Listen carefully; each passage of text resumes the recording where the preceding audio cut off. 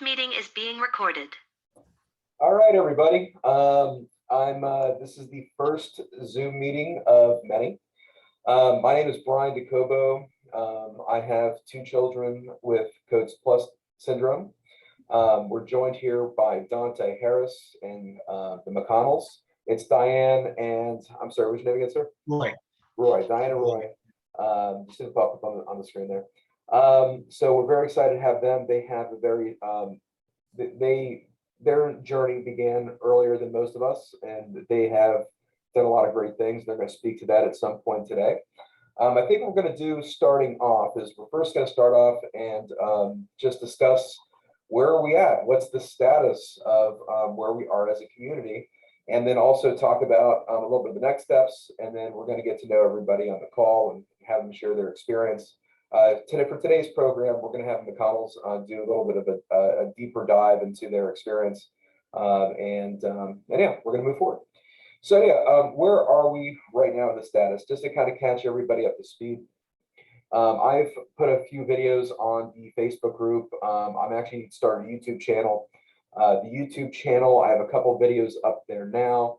I'm going to make myself sound older than I am, but I need to adjust the name of the YouTube group because when I was programming it, I just put my name in, and I meant to put Coates Plus or something where that's easily searchable for people to go to, but I'll adjust that. These videos that we're recording for these Zoom meetings are going to live there as well. Likewise, they're also going to be shared on the Facebook group. So everybody can kind of see where we're at. And if you would like to join us, we would love to have engagement from as many parents as possible. Okay. So this is where we're at. Dante and I met several months ago after our children got their diagnosis, just a little under a year ago. We'll get into more details about that in other Zoom meetings, but just that's the connection. Through the Facebook group, we were able to connect with many other families, and that's where we came into contact with McConnells. I was fortunate enough to hear their story, which they're going to share here today. One thing that we've learned, there's another parent that's going to join us shortly. She's running a little late today, Laura Atkins. Laura has a son, Wyatt, and they have doctors out of Missouri that have really helped us understand some of the treatments of the disease. If you have a chance to watch my my little video on the pathology of the disease, you understand that there is a vascular tract that leads to a lot of issues, leads to the calcification and cysts in the brain, leads to the issues with the eyes throughout the body, hypertension. Well, anyhow, that is, it's important that particular track. There is a drug that we came across. The specific drug we're using is Avastin, but it is one of several drugs. That's an anti-IVEG drug, I believe that it's called, and it is a way of kind of correcting those leaky blood vessels throughout the body. So my children are on that. Dante's child is on the Avastin. Laura's child's on the Avastin. It remains to be seen the effectiveness and kind of where we're going with this, but in studies and also with Wyatt, there was a time where it showed that the calcification process stopped and the cyst in the brain started going away and bleeding throughout the body was stopped at a time. Of course, Wyatt was a little bit more progressed later on. We'll do another Zoom meeting specifically on the Avastin, but I just want to give an update here. After our children were able to get the Avastin, we have pivoted as a community. Because obviously it was a rush to kind of get help for our children. With what we believe is going to help them. We're now pivoted to full throttle getting the foundation set up. And through the foundation, I'm an attorney by trade.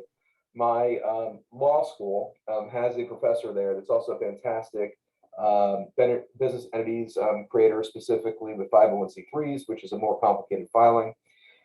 He has agreed to do it for us for free, all while I just would give some of my time and speaking from his class, something that I did 2 days ago.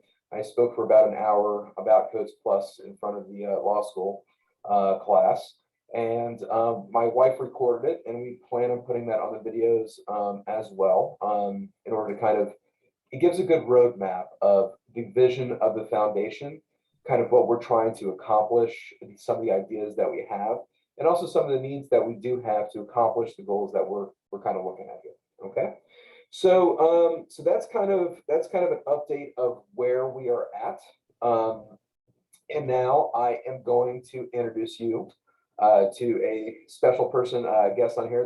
That's the first parent that I made contact with that made it very seamless and effortless, and we were just like brothers from another mother, like in the beginning. And that's Dante Harris. Dante, please introduce yourself and just speak to us, probably 5-10 minutes on your journey, and introduce yourself to the other parents that are interested in becoming more engaged in the group. Yes, thanks, Brian. So good morning to the McConnells. Dante Harris here out of sunny Central Florida, just north of Brian. Actually got some overcast, so it might not be too sunny today, but thank you all both for attending. And before I get started, Diane, I caught your name. I did not catch your husband's name. It sounded like Lloyd, maybe? It's Roy. Roy, okay. Roy, yeah. Good morning. Good morning. Yeah, so a little bit about my story. So my background, I'll just get that out the way. I work in the medical field. I'm a medical device rep, been in the medical field now and for 13, 14 plus years. So I've seen a plethora of different diseases and just things in that space, and been fortunate. And it's actually helped me with my son on a lot of levels. But so Dante Jr., also known as DJ, is 12 years old now. We received the diagnosis when he was 2. So we spent, 10 years really just trying to manage the Coats Plus. So he's bilateral Coats Plus. So he's got the coats in both eyes, and then the plus form of it, which obviously impacts the bone marrow, GI, your brain, your skin, pretty much your entire body, with the exception to the heart. So we received the diagnosis 10 years ago, and it's been a really, really long journey for us. Obviously, the progression of the disease is there. We've had a plethora of surgical interventions for his eyes to stabilize his good eye. He's unfortunately blind in one eye. But, that was the tip, that was the beginning, right? That was the alpha, if you will, of this journey. And where we are today, the more concerning challenges, obviously, with the cystic calcifications in his brain. That seems to be what's taking the biggest impact on him. As Brian mentioned, we are currently in a Avastin off-label trial at Nemours Hospital here in Orlando, Florida. And it's really a big deal because if you know doctors and chiefs of neurology departments, and they follow a simple recipe, and what that looks like really is administer drugs and medication based on the way you've always done it. So anytime you approach them with something outside of the box, there's almost always going to be reservation, not only from the doctors, but then you got to get the insurance companies to play ball, right? That's the second challenge. So we've been fortunate enough to now be in our seventh at best in IV fusion here. And I want to make my way inside the house. It's raining, guys. I'm sorry.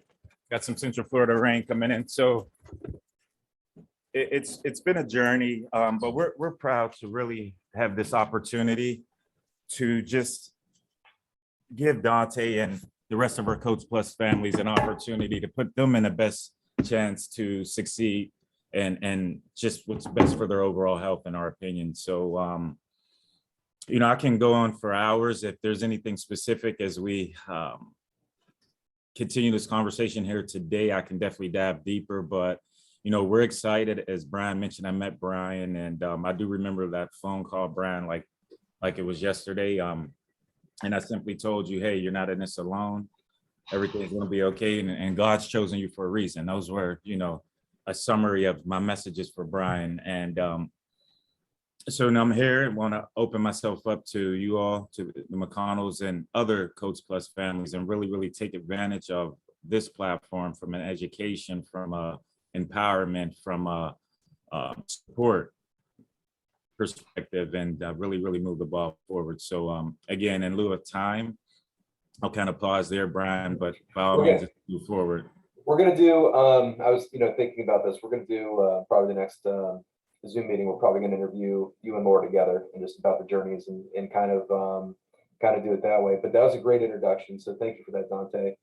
And let's so for today, actually, there's one thing that I forgot to mention that I probably should have mentioned in the beginning, is that we have been linked with several other doctors throughout the world. We have the #1 doctor that actually coined the terms of Coats plus disease, and it was the one that investigated and found the genetic mutation. His name is Dr. Yannick Crow out of Edinburgh. Am I saying that correctly, Edinburgh?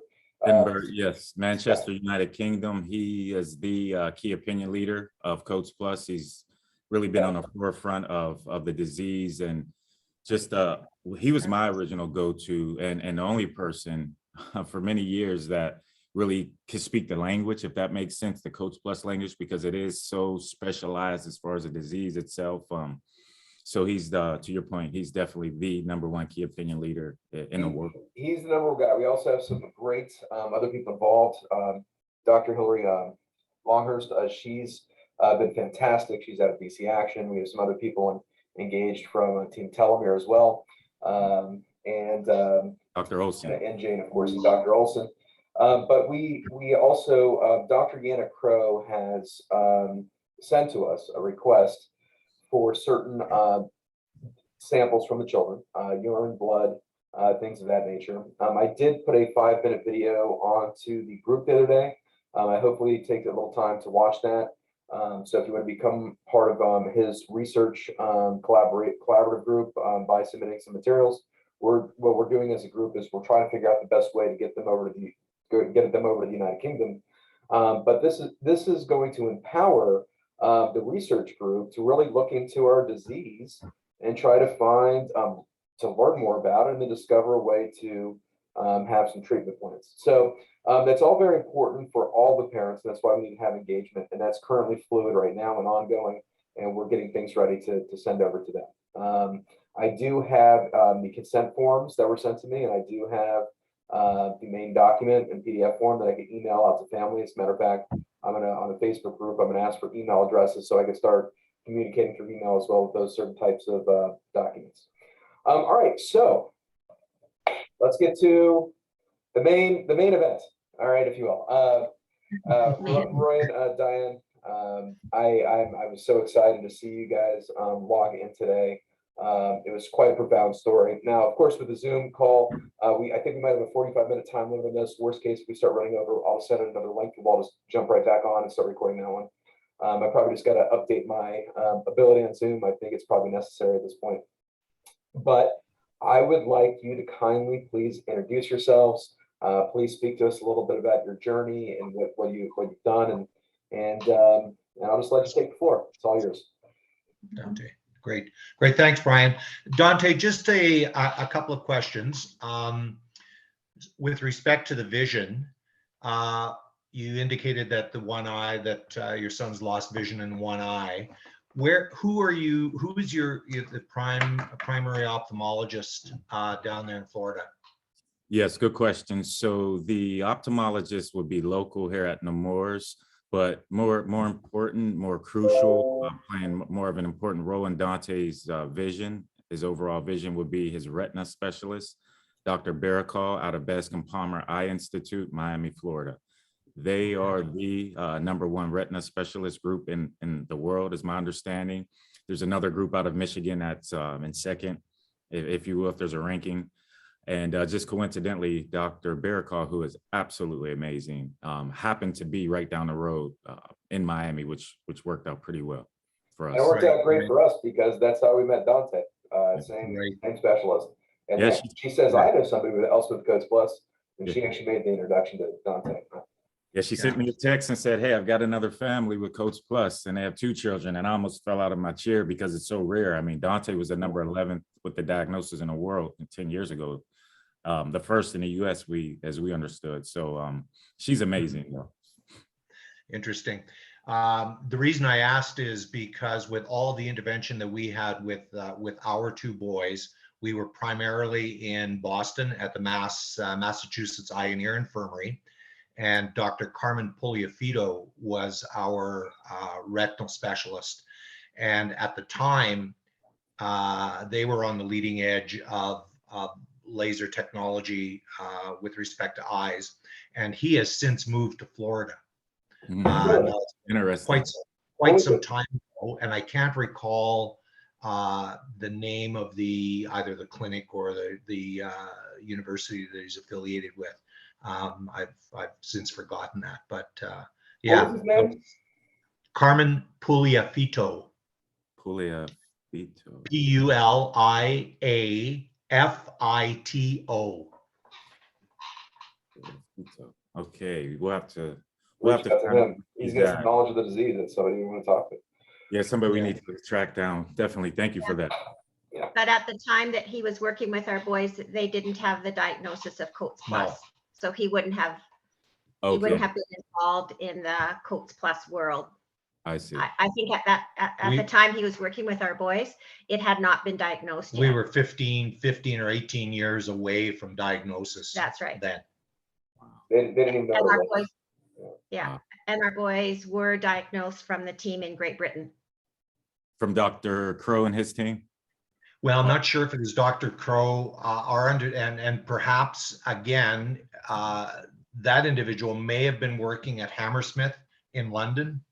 But that initial work happened through Hammersmith Hospital in London. Yeah. And how we got connected there is our youngest was on a Rotary exchange in Brazil and ended up in hospital there for 3 weeks. And Roy and I went down there and we met with a hematologist that got involved with his case.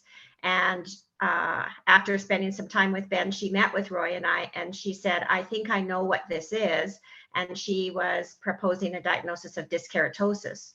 Sure. And said that she recognized it because she had worked with the team in Great Britain. And then she made the connection for us with the team in Great Britain. They were tested and dyskeratosis. They were tested for dyskeratosis and it was negative. And so we just kind of carried on with our journey. And it wasn't until a couple of years later where one of the physicians here heard our story and reached out once again to the team in Great Britain, and they went back and retested, and that's when we got the diagnosis of Coates Plus. And I think it was right at the very beginning of their findings, because they were proposing to write and publish, and they were saying that there was 11 cases at the time that they knew of, and 2 of them were our boys. So which country are you? Where are you guys located? We live in Western Canada, in Okay. Alberta, in the Rocky Mountains. Okay. Thank you. In a small community called Nordegg. Nordegg. Okay. And did I hear you say your youngest son is a Rotarian? Well, he went on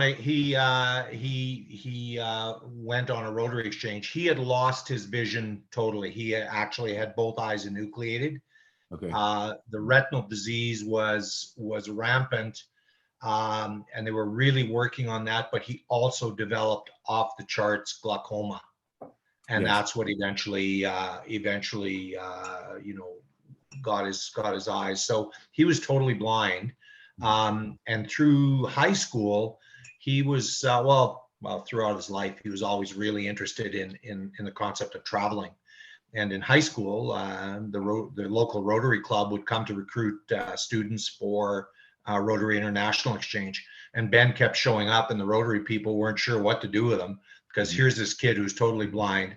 Rotary had never exchanged a student with a disability to that degree. And finally, they said to one another, okay, we got to either tell this guy that we're not going to exchange him, or we need to do something about it. And that year they went to the Rotary meetings, and they found a physician in Brazil who was of the same mind. And they worked out a deal where they sent a student with a pretty significant visual impairment. She wasn't blind, from Brazil, from Recife, Brazil, which is about 2 degrees off the equator in northern Brazil. And Ben went down there, and he was there for 3 months. for 3 months. It was supposed to be a year, but sadly he got ill when he was down there, and had to come home. And that's where we got the connection with the hematologist. Okay, thank you Was for this, were they involved in a study that out of, I think it was a university out of Washington? Were they involved in a study out there by any chance? I don't think so. Because I came across a study of Coach Plus out of Washington. I think they cited a Brazilian patient, but maybe it was just unrelated. Yeah. Okay. Well, so your children. What year were your children born? 83 and 87. Okay. And tell us a little bit about the birth history you had with both of them. You want to go? You go. Okay. Well, Eric was our eldest, born in 1983. The pregnancy was going fine until third trimester, and then it kind of started going sideways. There were some, anyway, Eric was born prematurely. He was 6 weeks early, 2 pounds, 7 ounces. And he breathed room air right from the get-go. And really his only issue was the fact that he was really small. He was super, super tiny. And he carried on, he was 40 days in the NICU. Came out and then did fine at home. And at around a year, we noticed something awry with one of his eyes, and we thought, oh, it's a lazy eye or something. We took him to the family physician, who sent us off to an ophthalmologist, who had a look at that and said, you need to see a retinal specialist. So off we went to a retinal specialist, and he had a look at it, and he could see the significant exudate in that eye. And at the time, laser was not. There were no lasers in Alberta treating eyes, so it was nitrogen cryotherapy, and he had a number of those, and then essentially that became a non-seeing eye. They couldn't save it, but he was unilateral. So his other eye was just fine, and he carried on. Normal development through until the time he was about 8 years old, and I'll get to that in a second. So in the meantime, 3.5 years later, Ben is born. He's also early. The pregnancy also goes along okay until the third trimester, and then started having issues there. Ben was born, I guess Eric was 7 weeks and Ben was 6 weeks. Mm-hmm. And Ben was 3 pounds 1 ounce, so he was a tiny bit bigger. You're doing good remembering the pregnancies. Yeah, not bad. Anyway, he he did well. Also breathed room air right from the start, and his development, once he got out of NICU, was just fine. He was meeting. He was small and always was small throughout his life, but he did really well.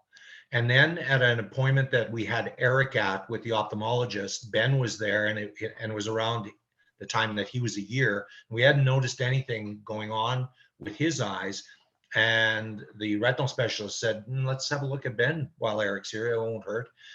He had a look at both eyes. He walked out of the room and came back about 10 minutes later. And when he came back in, he said, how soon can you go to Boston? Ben's got the same condition in both eyes, and it appears to be pretty aggressive. So we were off on what became 31 trips to Boston from Western Canada, which is a pretty significant distance to travel. We were doing that while we were both working.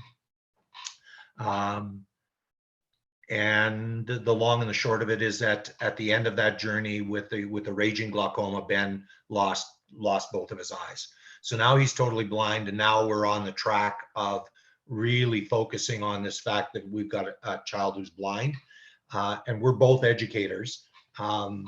So we're both in the school system and had been for a number of years. So we really got on that horse, and we learned as much as we possibly could. Diane began a master's degree in vision. Only did one semester, but then went on and did a master's in severe disabilities, and then a PhD in special education. I completed my master's as a teacher of the visually impaired. Yeah. So we were really interested then about education for our kids and how the educational system can support students with disabilities, and how to make sure there was quality programming, and that folks that were involved really had a level of understanding of what the potential implications could be, and really try to create an environment that was as normal as possible, and that our boys really had an opportunity to feel like they belonged and that they had a contribution to make. And so really, having had the kind of the history and the experience of education, what was happening with our boys took us in a different direction, and we really focused on that and tried to be really strong advocates in that regard. Yeah. And I think the other thing that I want to say, because we could probably talk about 2 days about our journey because it got so complicated. And I think why we are here and what we want to do is because of the things that we bumped up against, because of the trials and tribulations of working in the unknown, and particularly in the medical and the education system, working at cross purposes across single-sided views.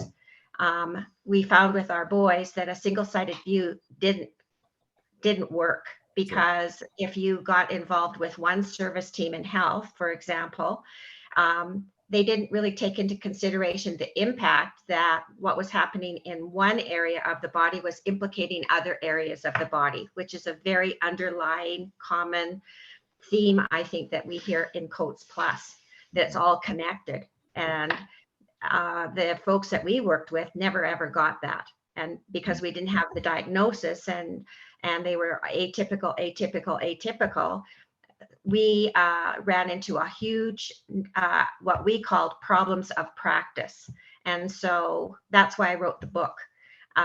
2 reasons. One is to talk about the problems of practice in hopes that it would help other families, and they would be aware of them, and they could therefore, I think, address them and minimize that, because it can carry a lot of grief and a lot of anxiety with it. And then the second thing would be, as we were facing adversity, there was lots of lessons that we learned around the importance of not focusing on the diagnosis and the things that were happening, and lose touch with what was happening every single day with our boys. We wanted to be connected with them. We wanted to have a normal kind of experience and really celebrate what it was that we had in the time that we had them. So I wrote the book about that, hoping that it would be helpful for other parents, which is why we want to be here. That's awesome. Thank you all. Got a couple quick questions. For you all. A couple things in follow up. Before I forget, Diane, my mom's name is Diane. I love the name. I'm also a Rotarian, so I love the story. I'm part of the Lake Nona Rotary Club. I've been for a year now, so love the story. But let's get back to, I want to ask you a question about, so for Ben, okay, so let's go back to Eric. Normal development until 8. I caught that part. Ben, normal development until what age? Well, for him, he had an incident. So he lost his eyes at about 3.5, and from 3.5 until 12, he was really pretty good, but something happened in there that was connected to the COATS Plus, and that he was running in a cross-country race, going as hard as he could with a sighted guide, and bang, he went to the ground. And it was right at the start of the race, and we were at that. We ran up, find out what was wrong. He had broken his leg. Yeah. So we thought he had stepped in a hole, or it was an uneven placement or something like that. And his leg healed, and on we went. Only later we found out he had severe osteoporosis, and that was probably the beginning of it. But that was the only thing until the time he was about, as I said, 12. And for Eric, he was 8, and we were off on a trip somewhere, and the lady who was looking after him said, something going on with Eric. He's hopping around on one leg, and I don't know what's going on with him. And anyway, she said, he probably jumped off something and hurt his leg. Anyway, we got home, and it was getting worse and worse. We took him in, and they diagnosed him with atypical leg Perthes disease. And basically what that for him was a total degeneration of his one hip. And acetabulum, or okay, go ahead. I'm sorry. I was just asking when you said I was just saying his acetabulum, that the hip, I was thinking out loud. I'm sorry about that. The acetabulum is the hip ball right there, and I was just He had a necrotic hip. He had a necrotic hip, yeah, and it just it wasn't round, it was flat, and it was breaking down. Right. That was a massive journey in his life, because it never got better. Right. And he had 2 failed hip fusions, an osteotomy or an attempted osteotomy, and then a hip replacement, and then a hip revision. And that was all by the time he was about 23 or 22. Yeah. All of that intervention. But there was tons of barriers because the orthopedic surgeons were treating him, I think, in the realm of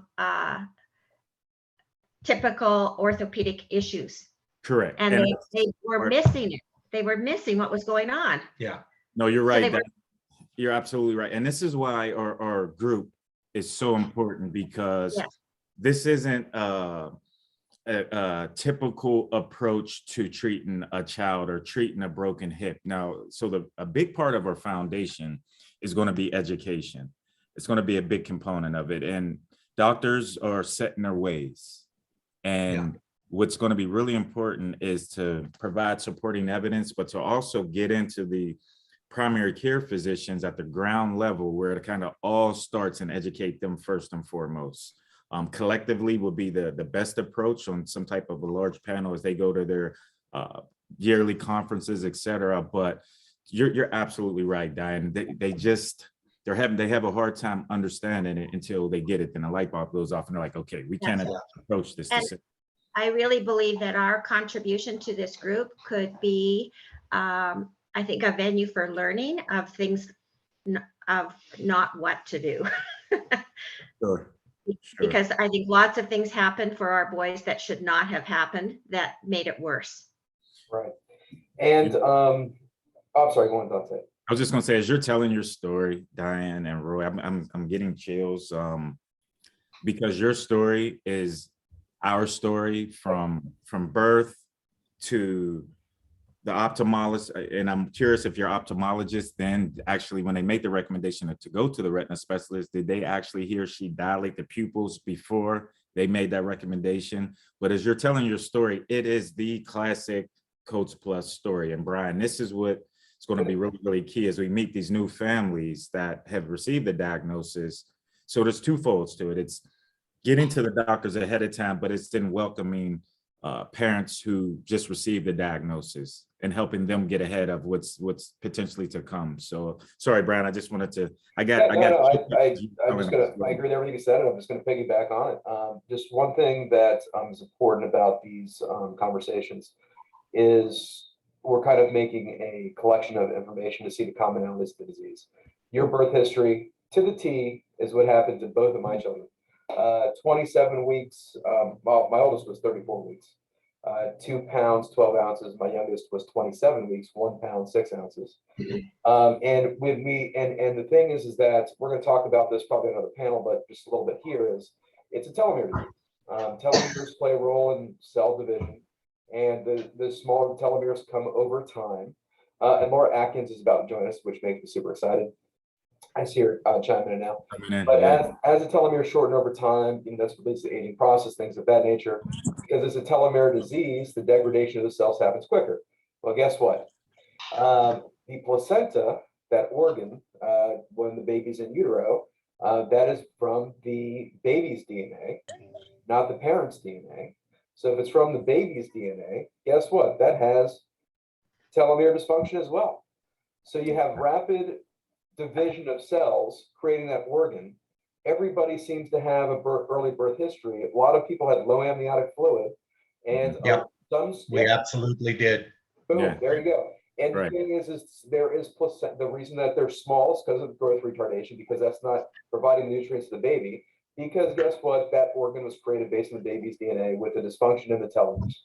So that's why we're seeing a common history. Another thing that I'm doing a little bit more research on my children. The oldest one seems to be doing better than the younger one. The younger one seems to be more aggressive, as far as the disease is concerned. But I think also there's another component. When you have placental failure and tear, you then have crossing of the blood of the baby and the mommy, and that can lead to other issues. Now, if the baby and the mommy are compatible, they don't, they have less issues because the mommy's body is not reading that baby as being an intruder and sending antibodies to attack it. Whereas if there's an incompatibility, you have more serious issues. And I have a hypothesis. We get a look at the DNA and something my wife and I just discussed. I believe that Liam may have been compatible with my wife, whereas Ethan may not have been compatible, and that's why we had a more significant entry into the world. Again, it's hypothesis. We need to do a little bit more looking into that before coming to a conclusion. But that's kind of stuff. When I hear you talk about your birth history, I think it's easy to say that this is the first red flag, if you will, of a problem, because that is in lockstep with across the board. Every parent we've spoken with has the very same issue. Anyhow, I'll let you continue. I just wanted to make that one point real quick. Yeah. The other thing that I've just done is I've just put into the chat the book website. So the title of Diane's book is "Could This Be Grace?" And anyway, it's the website is dianemcconnell.ca. This is the book title. Hold it up a little closer to the camera just so we get a better look at that. All right, there we go. Could This Be Grace? Diane McConnell, PhD. Outstanding. Yeah, please, we're going to share that on our group. Definitely, I think that's wonderful that you did that. So tell us a little bit about the book. Is it about the journey, or just kind of speak to that a little bit? Well, when I talk about the book, I give a little bit of history of the boys to say, these are the things that happened. I try and not make it go on and on and on and on, but it, I think, illustrates the degree of adversity that we experienced as a family. But then I say, but that's not the book. That's the backstory. That's the context for the book. And the book is really about looking for possibility and opportunities in the face of adversity. So I talk about the things that we learned as a family, and some of the reflections that I had around my own belief systems, and how that impacted my boys. And I mean, one of the I think most important message was how I came to a place where I accepted what was happening to them, and then I could really be present and see them and be curious about what they were interested in, and I think really try to work at creating normalcy in our family. So that was one of the things that I talk about. And the other thing is I've got a chapter on problems of practice in education and problems of practice in healthcare. So some of the barriers that we encountered and what that looked like and what that means. And I know I've done a presentation with Roy to healthcare providers, and they're going, oh yeah, yeah. There's policies and procedures that really need to change so that we are not showing up in this way when we are supporting families. So that's another part. And then some strategies that really worked for us with respect to coordinating service. Well, it certainly sounds like a must read for our community. I'm going to, as soon as I hang up here, I'm going to order it, but also I'm thinking as the foundation takes off, maybe that's the kind of item we'd want to include in each one of the care packages to the new families. Yeah, I was thinking the same thing. It's almost like take this book as, that one of the key step one recommendations from us to the future parents. I was thinking the same thing, Brian. Yeah, because I mean, I think, the people on the call understand your journey. You obviously saw your journey all the way through, whereas Dante and myself and, the other parents are in the middle of it. It is kind of good to have an understanding of what might be yet to come, and how to handle those obstacles. I think also a key point when at the chapter in the book I'm interested in reading is the healthcare provider aspect. We were fortunate to have, so my wife is a nurse at Joe DiMaggio's Children's Hospital, of all places, and they have been fantastic to work with. I'm actually, thinking that in the world of rare disease, you can't treat this like other diseases. There has to be kind of a Wild West mentality of, Yes. we need to go for it. We don't have a chance. We don't have a choice. And I think that some of the red tape and obstacles, maybe this manifests in a way where maybe we're pushing legislatures to adopt different criteria if a disease falls within a certain category of disease that could be identified as rare disease, because the traditional way of healthcare is not going to help push the disease forward. I mean, it's almost like, there's a there's a burning building, and instead of sending the firemen to grab the people and pull them out of the building, it's when there's a rare disease, you have that burning building. They're like, all right, well, let's let that building burn, and let's go in after the fact and kind of figure out what happened.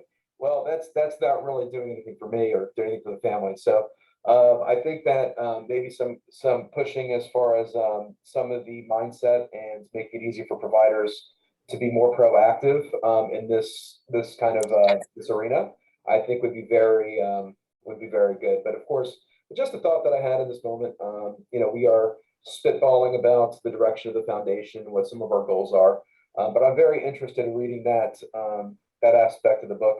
And I think that's a must read for Dante and I and the parents that are engaged. And I think eventually that's going to be what we could even do. Another thought I have is the parents that are already part of the Facebook group, and as we expand, I think that's a good idea, maybe to get their mailing address and other contact information. Maybe we mail them a book, and we introduce ourselves, and maybe that could foster additional engagement.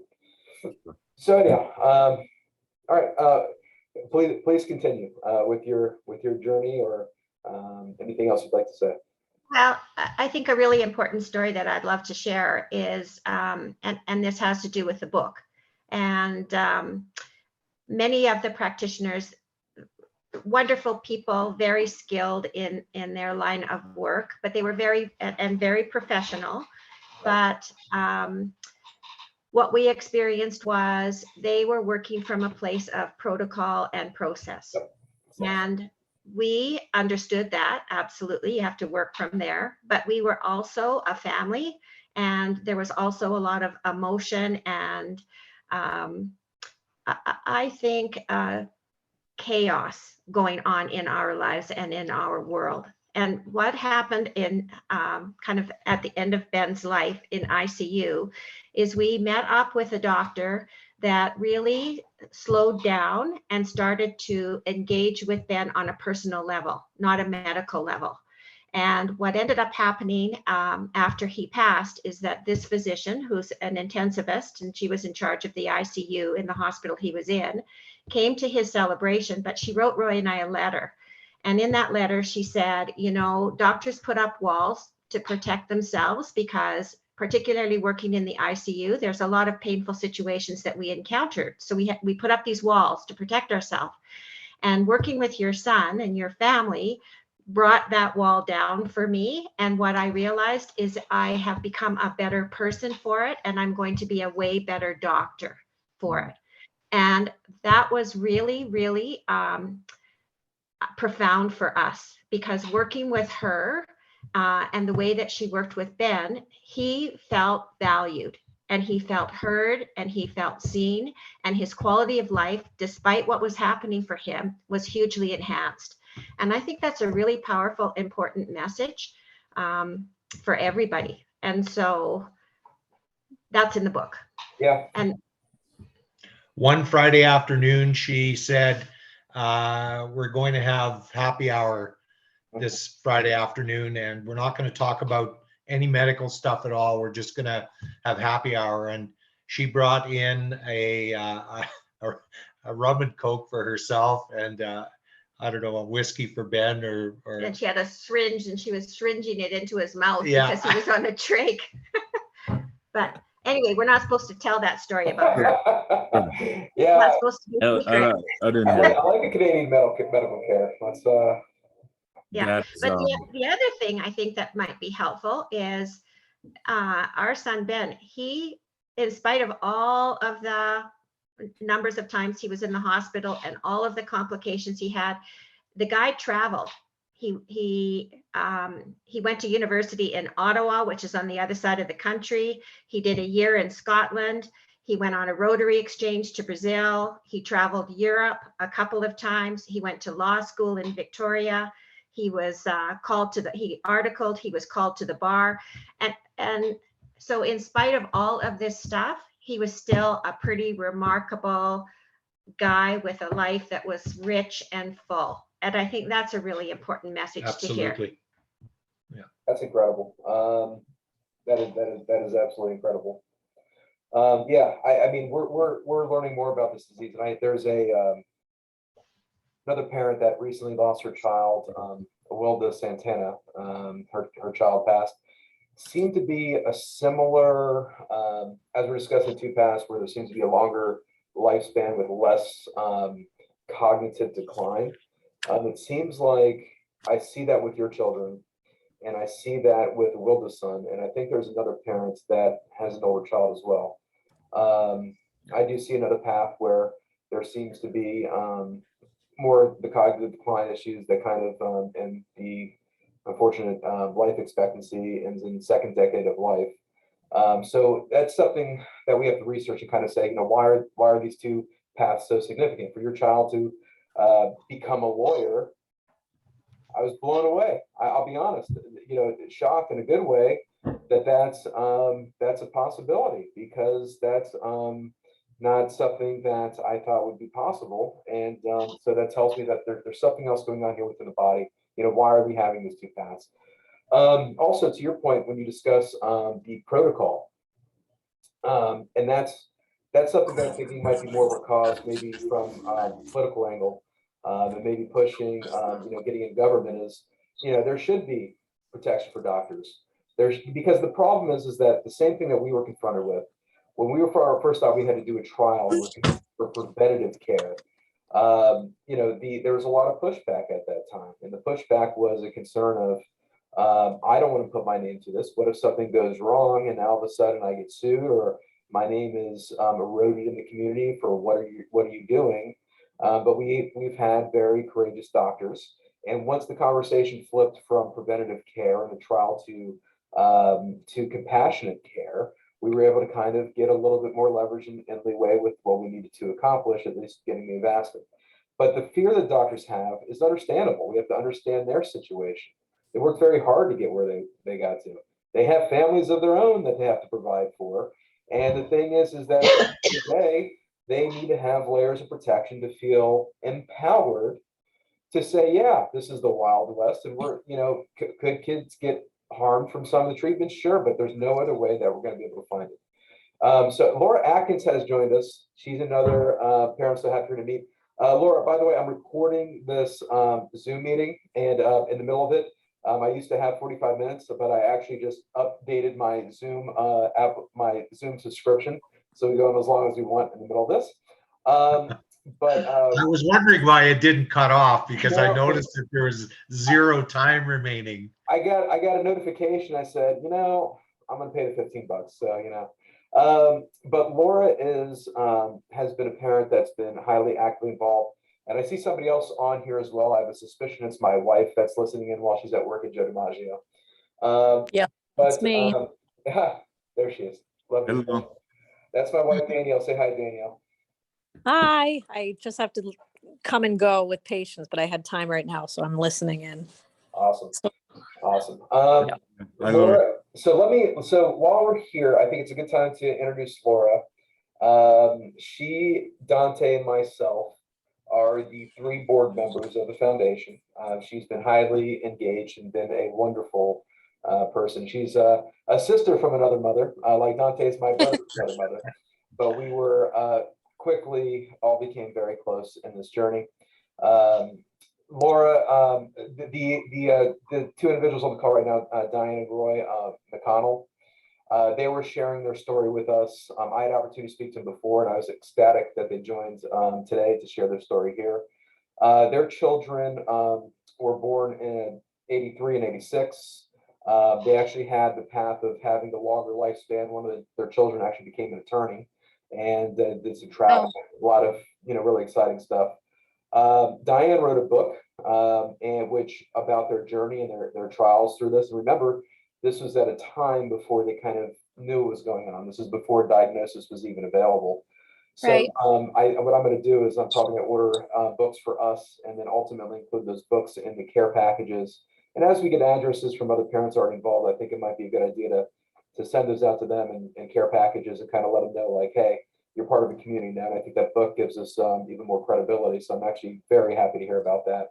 But this is recorded, so you can go back and watch it at a time. But I do want to introduce Laura, because Laura is a very important person in this journey for us.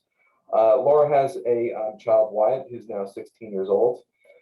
She has, for Wyatt's treatment out of Missouri, they were able to discover some things and push the research and science forward in the cause against this disease. And I guess briefly, Laura, just introduce yourself, say hello, and tell us just a little bit about your journey and share a little bit with Roy and Diane. Yeah. So first of all, I'm sorry I'm late. I had to bring my daughter to her ballet class, and that took a long time to get situated. Yeah, so Wyatt was born premature, kind of like Brian and Dante's stories. And we didn't find out he had Coats Plus until he was 10.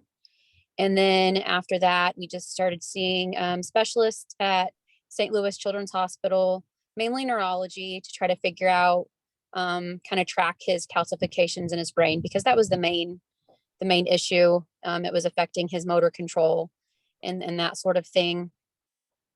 And then he started having the osteopenia and all of the bone breaks. And for about 2 years, we went through fractures in his legs and ended up having to get his right leg amputated because he had a fracture that just wouldn't heal. He kept re-breaking it. And then we went for about a year with really everything was kind of quiet for about a year. And then last year he started with some GI bleeding. And that's been the main thing that's been our big focus for the past 2 years. And with the 3 specialists we work with at St. Louis Children's, we were able to get the Avastin started on him. And we were a little hesitant at first, just because it was going to be, every other week, go to the hospital, get a transfusion or infusion. But when he started losing blood and we were needing to go get blood transfusions for him, we knew that it was time to start, trying something. So we did it. It ended up working.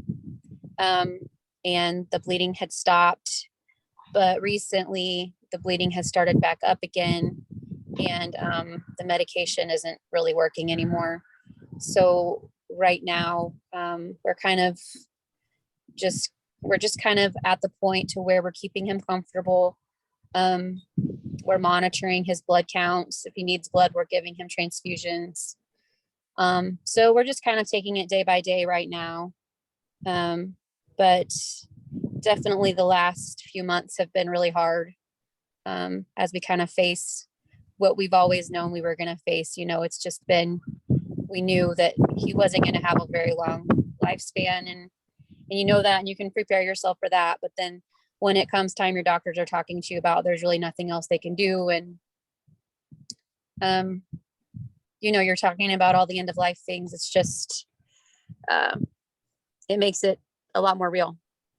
So, that's kind of where we're at right now, but he's actually doing really well. He did break his arm 2 weeks ago, but that's starting to heal.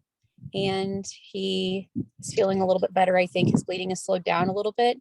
I'm not sure if it's just coming in waves or what. We got a private duty nurse that actually started today, so we're super excited about that. So she'll be able to be there with him every day. So anyway, that's new and exciting, but that's kind of what our journey's been like so far. Sorry, Laura. Can I just add something there? Yeah, sorry to hear that story, Laura. Obviously, we've been in really close contact, and thank you for sharing that with Diane and Roy. So Laura, Diane, and Roy is really, really key to allowing our children, Brian's children, Danielle's children, my son, just really opening up the door for the vest. And, if it was not for her, we wouldn't be here. I really feel that way as far as being able to receive the vest. And it was her doctors who paved the way. It was her doctors who had the courage to do it. And then it was her doctors who also had the courage to speak to my doctors and give them a vote of confidence and the additional courage to cut that red tape that we talk about early on, to help remove that red tape, at least from the physician level. There's still the insurance challenge. So I just wanted to really, really recognize that attribute. Laura, is the GI bleeding happening in the esophagus or in the lower GI? So he does have varices in the esophagus, but he's never had any bleeding like vomiting blood. It's happening in the lower intestines. And basically back in February, he was hospitalized. They did a colonoscopy and they said his intestines are just like oozing blood. Like there's not one specific source. It's just the walls of the intestines are just oozing the blood out. Yeah. Because our boys both had esophageal varices, and they had some pretty significant bleeding from those. And it was at a time when we had no idea that was happening. Right. Every time a different anomaly showed up, because it wasn't connected to the Coast Plus diagnosis. Of course, it hadn't been made yet. Everything was a surprise, and we almost lost Eric. In fact, one night he was not feeling well, and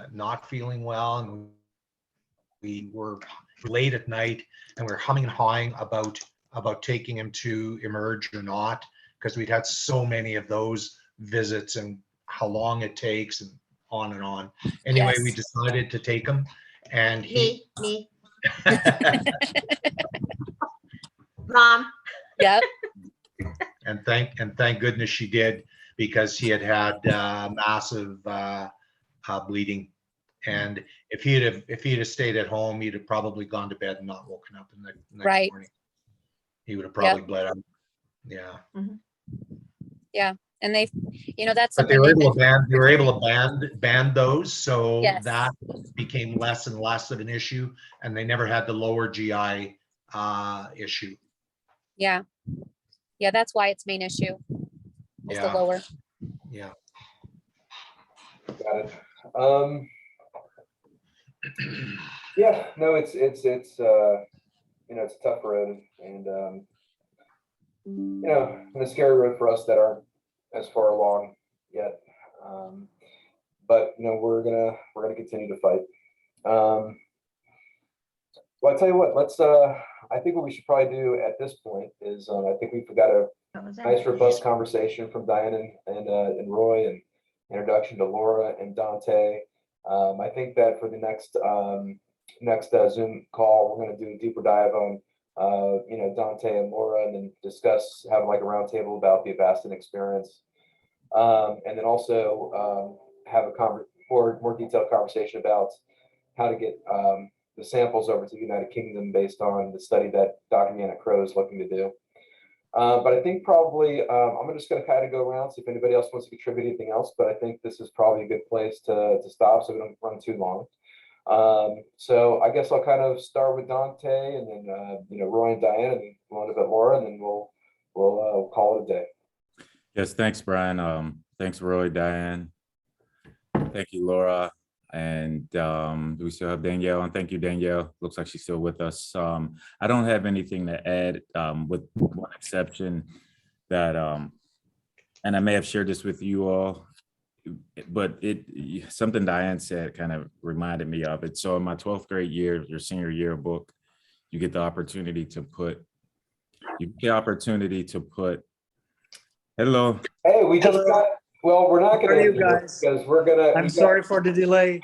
You Is know that how excited we are that you joined? You know how excited we are? Hi. This is wonderful. awesome? Hello. There's How more. How are are you Hi. all doing today? It's a pleasure to meet you. Awesome. I tell you what, so kindly, let's, Dante, we're gonna pause with you. We're gonna come back and do this. But I would like to take the opportunity to introduce the new couple that just joined us here on the Zoom call. For those Okay. of us that don't know, you can kindly just please introduce yourself, share a little bit of your story, and then I'm going to catch you up to kind of what we discussed. We're recording the call, by the way. So if you missed anything, you can revisit it on I'm going to put it on the Facebook group. But I do want to take this opportunity whenever there's somebody new that joins us to learn about you and your story. So kindly, please introduce yourselves, talk to us about your story, and Ui. we're here to listen. Okay. Achei que Sorry First for of the all, bus. sorry Surprise. for the late. No worries. And Ok.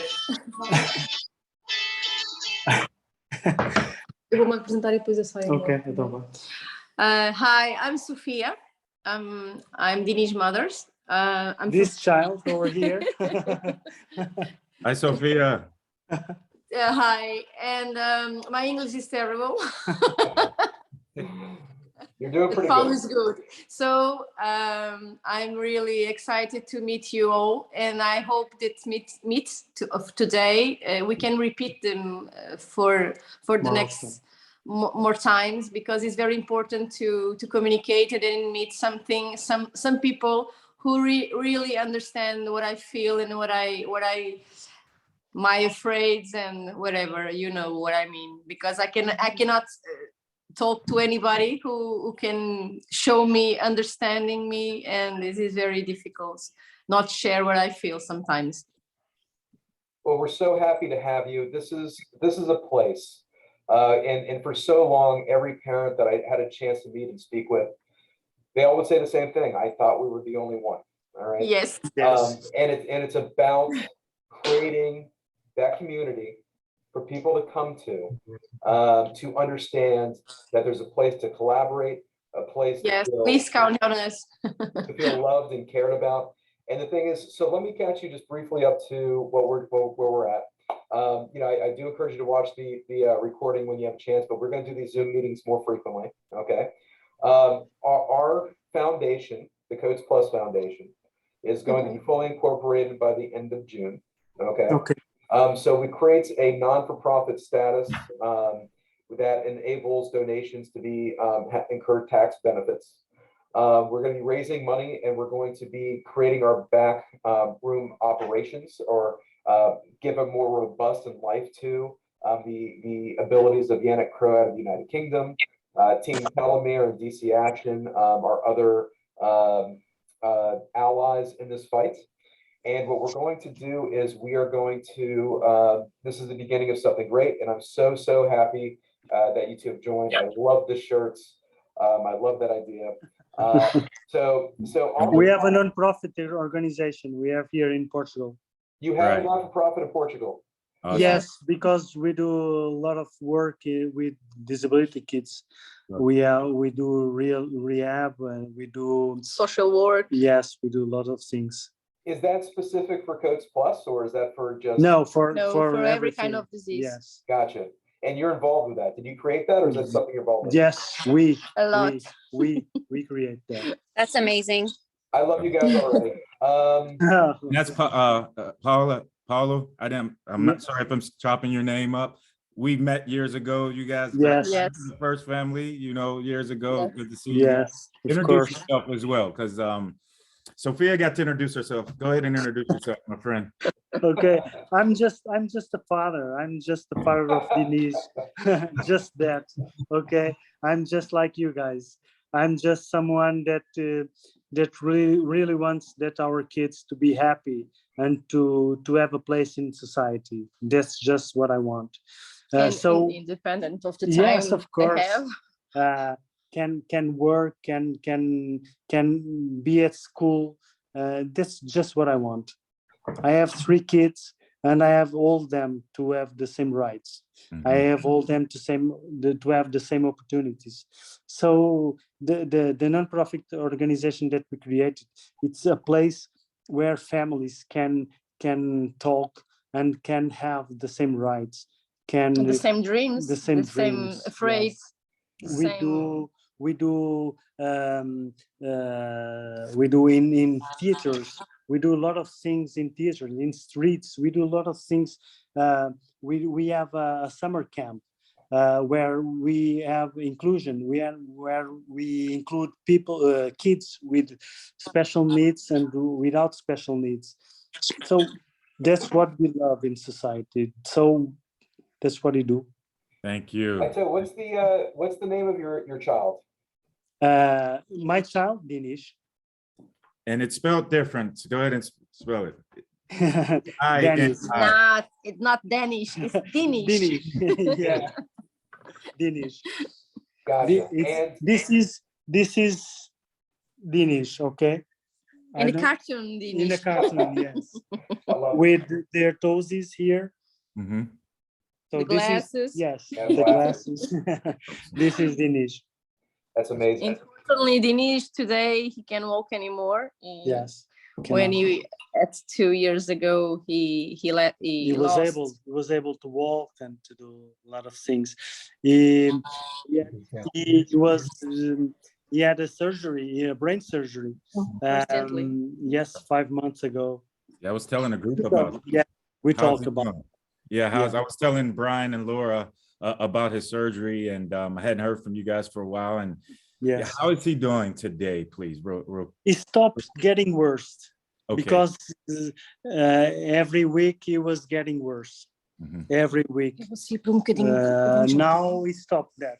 And specifically, the surgery, if I recall correctly, was to remove a large cyst from his brain. Is that accurate? Yeah. Okay. 45 millimeters. 45. Oh, wow. Yes, very big. And he had more. Got it. How old is he, Sophia? Apollo, how old is your son? My son, 14. 14. Okay. He was diagnosed at 11 months. 7 months? 11 months. Okay. Portugal, there was nothing to do.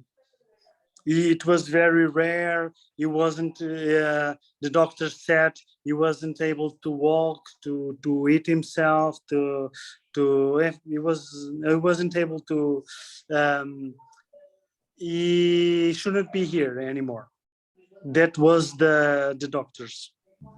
So we're going to take this opportunity that you joined the call to kind of remember this video is going to be watch for everybody and see commonalities. Part of what we're trying to accomplish is with this rare disease, have an understanding of this disease.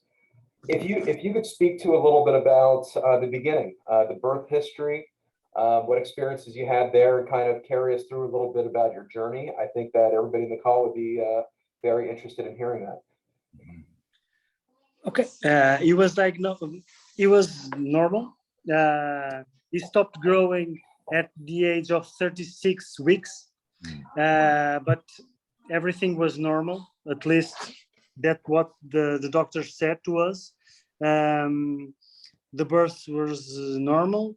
At the age of 11 months, in a regular consult, the doctors saw that the perimeter of the head was very big. So to try to find if everything was okay, they said to us to do some things. So we did it, and then with an MRI, everyone saw that something was not okay because Denise only have half of his brain. So the other side is completely calcified. So that's the reason that the doctor said that Denise shouldn't be here. So what did we do? We are parents like yourselves. So that was impossible to us to came at home and just to rest, see TV, and watch our kid doing nothing. So we went online.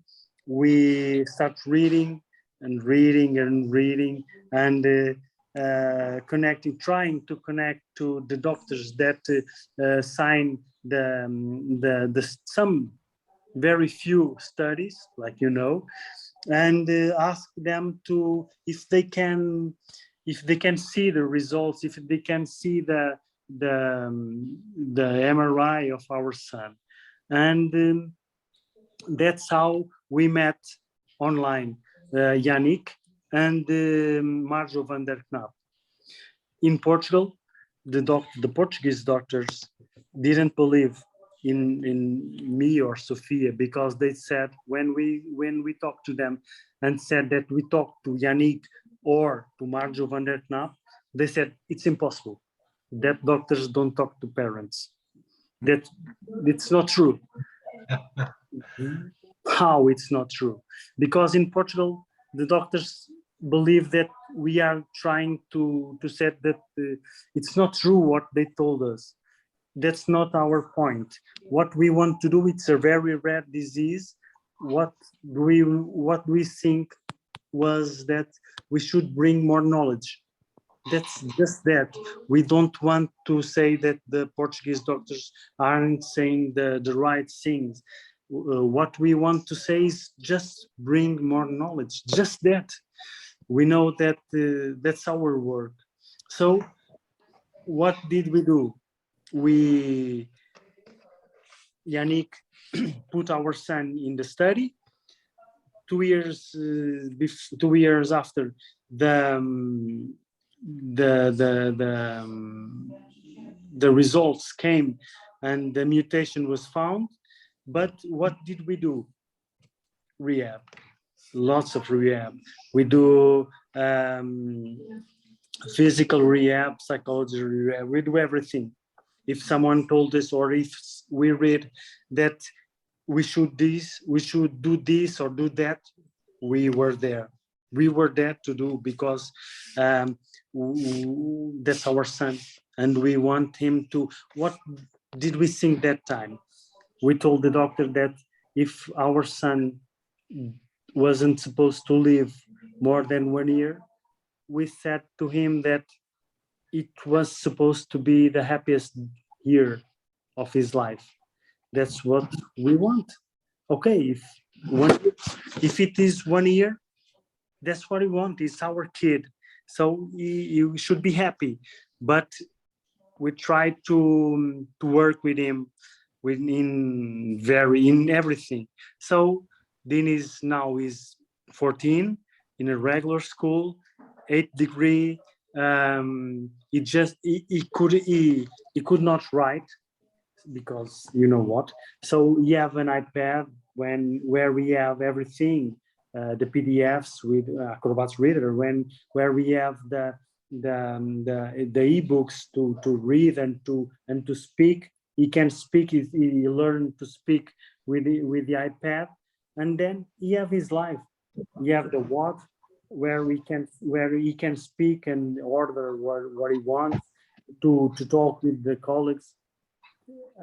Try a very rare disease, but he is happy because he have a social life.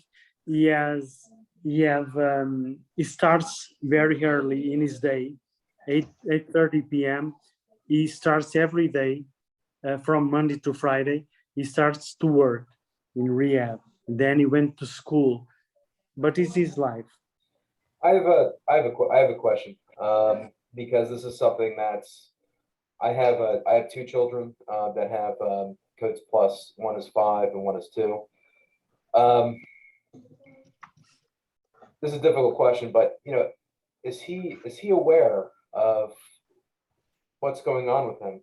And Yes. how did you approach that as a parent to a child? How did you have those conversations, if you could share? Well, recently with this virus, he is very afraid to die.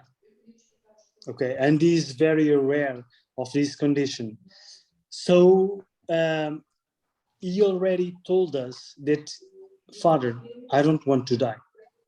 It is very difficult for me to give an answer to him, because he really told me that he was very afraid, and because he do a lot of things. And then he told me, Father, I don't want to die. So what can I say to him? For me, I try to design a society for him.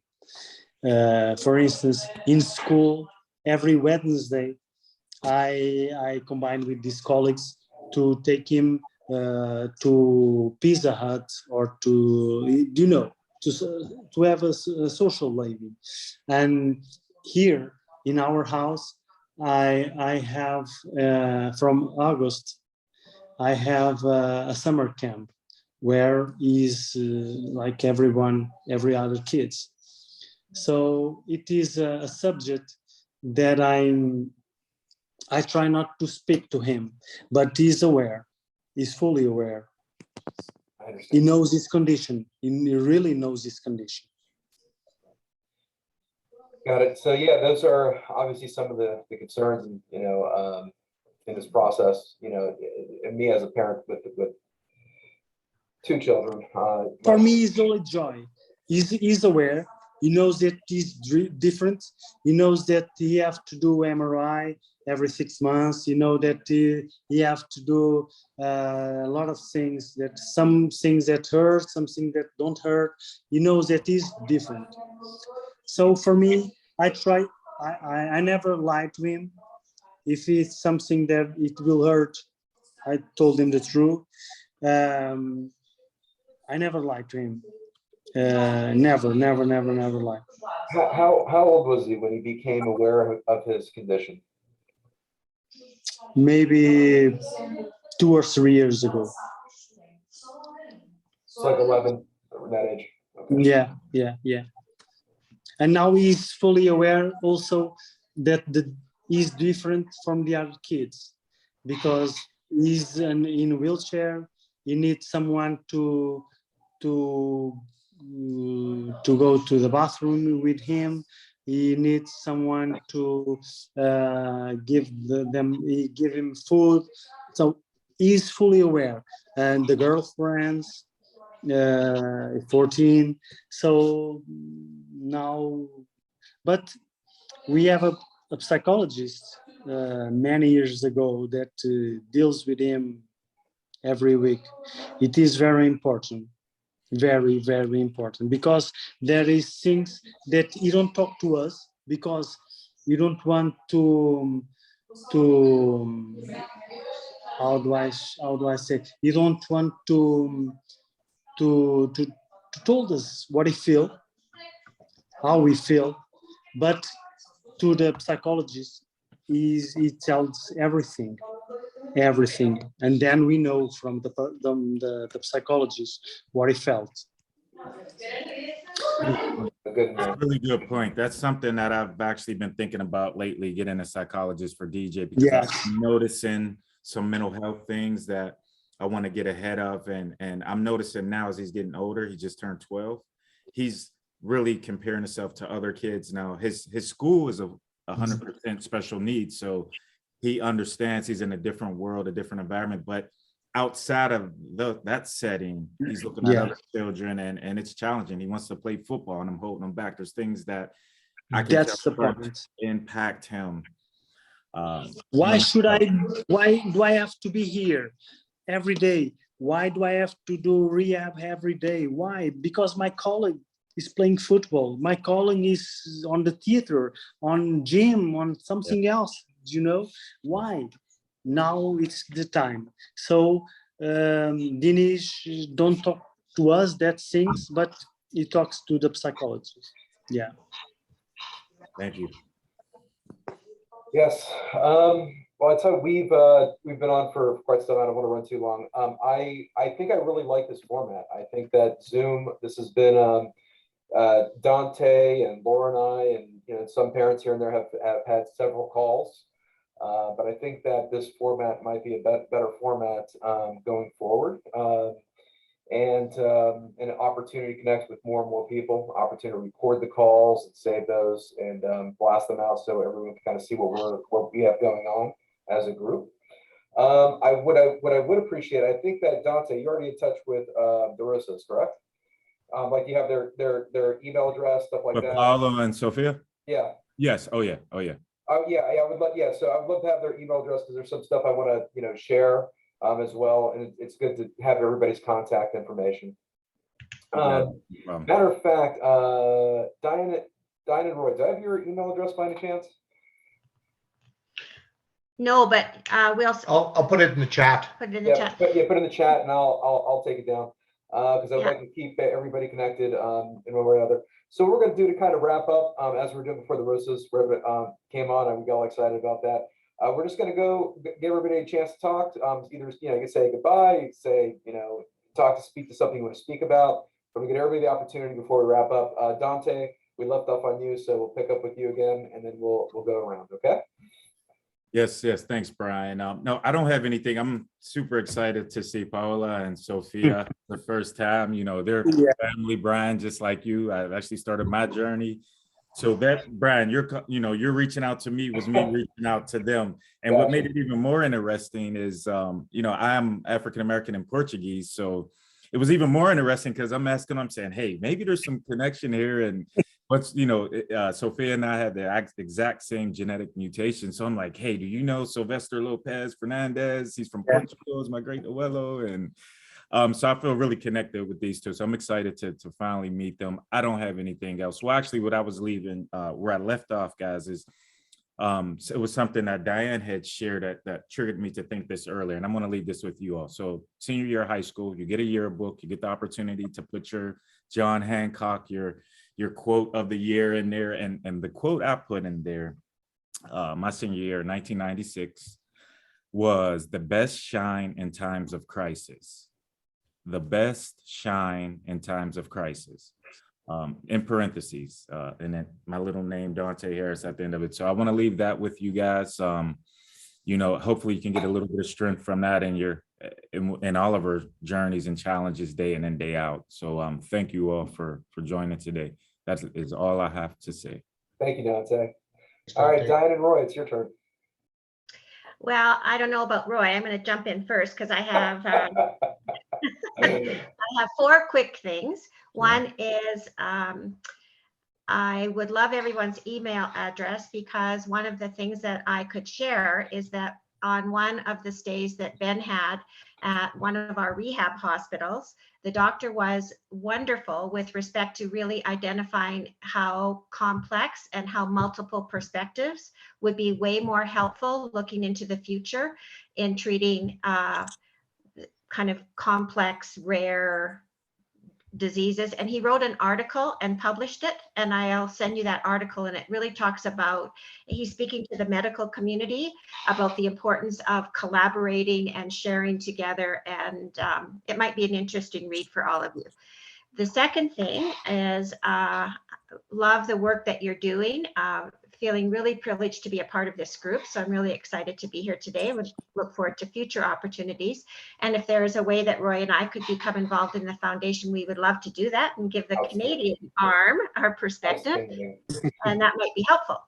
We love it. You're more than welcome. And it's an honor having you here and sharing your experience too, by the way. And absolutely, we will find ways to keep everybody involved, and especially you two. You've been already done so much. I can see you guys are going to be such a value to what we're trying to do. I'm sorry, go on. That's okay. Third thing is I really interested in, Paulo, your kind of information and your sharing, and my heart goes with you. Fabulous work, fabulous journey. So thank you. But this aspect or this concept about involving a psychologist, I think is absolutely critical and important. And I know along the way with our boys, we kept raising that flag that there shouldn't there be some emotional support here? Shouldn't there be some psychological support here? And there seems to be this huge gap between the physical, medical kind of path and the social, emotional path. They weren't joined and working together. Yeah. My work professionally is in education, absolutely, but I also am chartered as a psychologist. So I started to try and do that a little bit for our own family and for our boys, and it they really welcomed that. So I encourage you to just kind of keep going down that road, because I think it's really valuable. And then the last thing I have to share is my quote, which is don't lose sight of the light. And now, Roy, do you have something to share? You know, actually, I don't. That was well wrapped up, my dear. I like you guys. You're funny. All right, so I guess we'll move on to the roses. Anything else you'd like to share? Have questions about? The floor is yours. Paulo. It is a very pleasure for me to finally meet you, because the first time, and I talk this everywhere I go, the first time I search online, at the moment we know that Google has always something to say, right or wrong, but Google has something always to say. The first time that I searched online, the result was 0. No.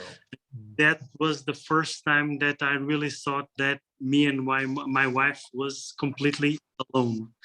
So it is very important to find that we are not alone. Amazing. Amazing. Thank you so much. Laura, you want to share? Yeah, I was just glad to meet the new people and to hear your stories. And I'm going to go back and listen to the beginnings so I can get what you guys talked about before I was able to join.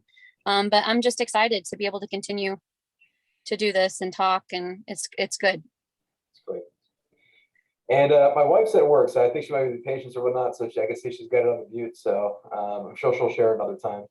But it's been a pleasure with everybody. I'm going to end the meeting here. What I am going to do in the group is I'm going to share this, but also I'm going to ask everybody kind of what times work for them for future Zoom meetings. Is this something we should do weekly? Is this something we should do bi-weekly?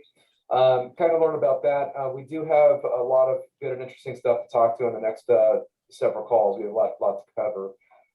But we'll see the feedback we get, and then we'll arrange the next Zoom meeting. I appreciate all of you. I love all of you.